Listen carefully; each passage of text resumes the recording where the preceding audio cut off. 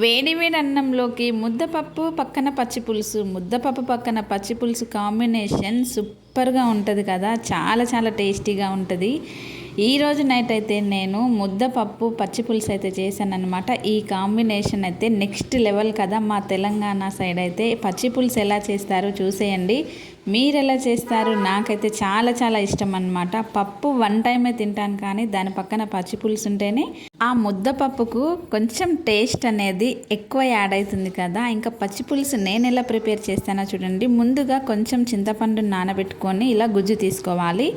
Stove పైన కడాయి పెట్టి ఒక 4-5 పచ్చిమిర్చిని ఆయిల్తో ఫ్రై చేసుకొని కొంచెం వెల్లుల్లి వేసి దంచి మనం కలిపి పెట్టుకున్న ఈ పచ్చి పులుసులోకి ఈ పేస్ట్ని వేసి ఇప్పుడు పోపు వేసుకోవాలి. ఆయిల్ వేసుకొని కొన్ని పోపు దినుసులు ఎక్కువగానే ఉండాలి.